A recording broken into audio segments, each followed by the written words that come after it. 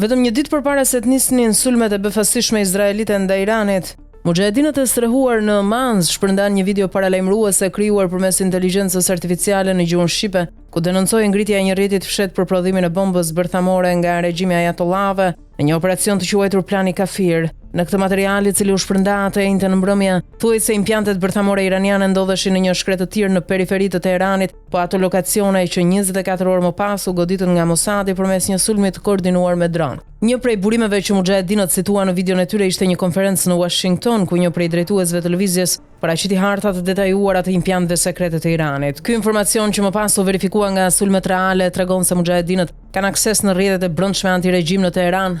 Ndoshta të njëjtat që 2 vjet më parë organizuan protestat mbarkombëtare, të cilat u shtypën me dhunë nga garda revolucionare. Të gjitha këto zhvillime i kthejnë syt nga Shqipëria, e cila strehon mbi 2000 mujahedin të Mekut në Manz, një grup që regjimi i Teheranit e ka shpallur terrorist dhe armik të brendshëm kombëtar. A është Shqipëria sërish në rrezik? Në vitin 2022 pas ulmit të madh kibernetik nga Irani, ku të gjitha sistemet shtetërore shqiptare u bllokuan, Edi Rama përzuri ambasadën iraniane në Tiranë, duke e shpallur persona non grata të gjithë diplomatët, por vetëm një vit më pas, në ndërmjetësimin e Turqisë dhe gjatë një vizite të ministrit i jashtëm Hakan Fidan në Tiranë, u arrit një marrëveshje heshtur. Në ambientet e ambasadës turke u lejua vendosja e një zyre diplomatike iraniane që sipas burimeve të sigurisë është zyrë operative e inteligjencës së Iranit në Shqipëri. Në këmbim Irani premtoi të ndalonte sulmet kibernetike, ndërsa Edi Rama dërgoi policinë për të ndaluar aktivitetin e mujahedinëve, operacion ku pati edhe viktima. Kërkesa e Teheranit ishte e qartë. Mujahedinët mund të qëndrojnë në Shqipëri, por nuk duhet të zhvillojnë veprimtari aktive politike ose propagandistike nga territori shqiptar. Por me publikimin e fundit të videos me inteligjencën artificiale dhe rikthimin e aktivitetit të mujahedinëve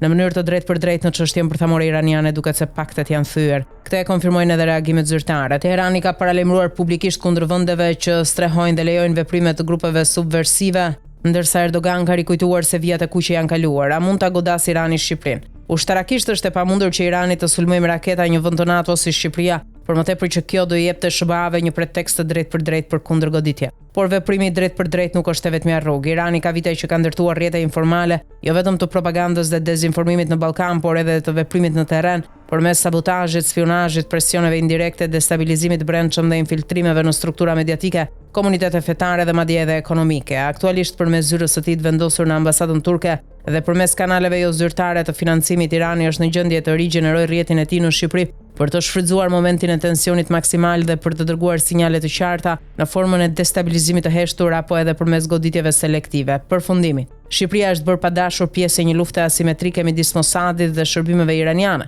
duke qenë terren neutral që strehohen, lëvizin, rekrutojnë dhe operojnë dy palë. Mujahedinët e Mekut që bashkëpunojnë me shërbime perëndimore, rrjeti informal iranian që punon në heshtje për kontroll të kundërt, thyerja e marrëveshjes së heshtur nga Mek me publikimin e të dhënave që më pas u kthyen objektiv lufte, e rihap përplasjen dhe vë Shqipërinë në një risk real për përfshirje indirekte në një konflikt të ri. Në këtë situatë heshtja e institucioneve shqiptare nuk është neutralitet, është paaftësi ose më keq, miratim për të qenë terren i përdorshëm nga të gjithë përballë një lufte që nuk na përket.